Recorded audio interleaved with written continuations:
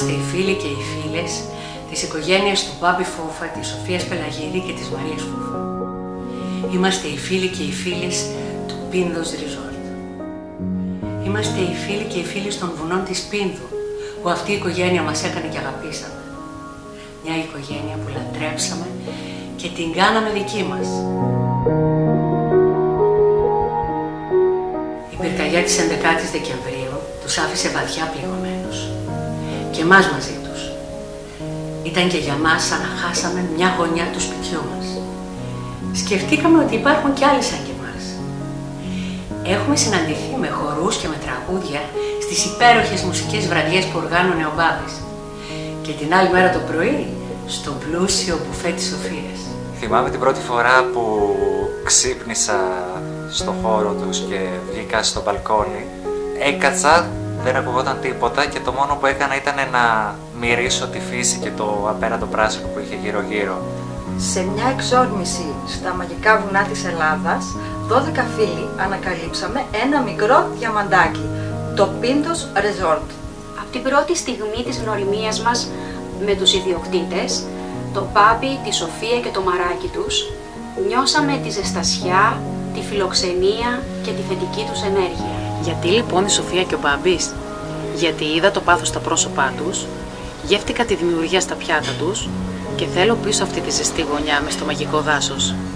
Και για να μιλήσω με ανταποδοτικούς όρους, θεωρώ ότι θα μου επιστρέψει σίγουρα πολλές όμορφες στιγμές δίπλα τους. Έτσι λοιπόν, το Πίνδος Resort έγινε στέκι μας. Ξεκούραση ψυχής, σαν να επέστρεφες σε έναν αγαπημένο σου συγγενή, σε ένα καταπληκτικό φίλο. Ήταν μια πολύ καλή ευκαιρία για να πάρω το αυτοκίνητό μου και να φύγω από κάθε τι καθημερινό. Θυμάμαι ένα απόγευμα του Νοέμβρη. Έβρεχε καταρακτωδώς. Όλη η παρέα κοιμότανε. Βγήκα από το δωμάτιο και ανέβηκα στο σαλόνι. Ήταν έρημο εκείνη την ώρα. Κάθισα απέναντι από το τζάκι και άκουγα τη μουσική που είχε βάλει ο Μπάμπης. Κάποια στιγμή πρόσεξα. Η βροχή δεν χτυπούσε στα κεραμίδια, αλλά χόρευε στο ρυθμό της μουσικής. Αυτό άκουγε και ο Μπάμπης και οργάνωνε καταπληκτικές μουσικές βραδιές, γλέντι, χορός, όλοι μαζί μια παρέα.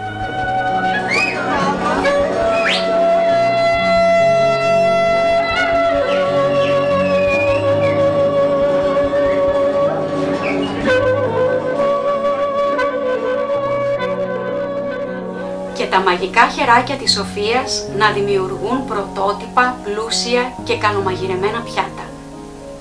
Άσε πια τα σοκολατένια γλυκά. Απλά τη ζητάς να σου φέρει το ταψί. Η γυναίκα μου και το παιδί μου απολάμβαναν το πρωινό της μαμάς, όπως τα έλεγε και η Σοφία, και το πόσοι χαμογελαστοί άνθρωποι ήταν εκεί και πόσοι ικανοποιημένοι ήταν όλοι.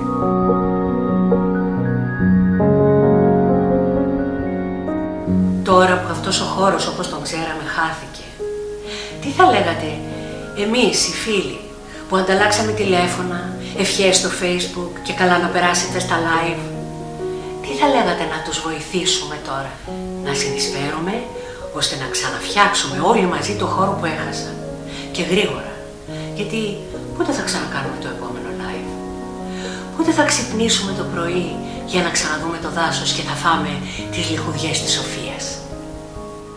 Αγαπάμε τη Σοφία και τον Μπάμπη. Αγαπάμε τον υπέροχο τόπο τους μέσα στο δάσος. Αγαπάμε την κουζίνα της Σοφίας. Αγαπάμε το σπίτι μας. Και έτσι είναι πολύ απλό. Μπορούμε να τους βοηθήσουμε. Είναι τόσο απλό.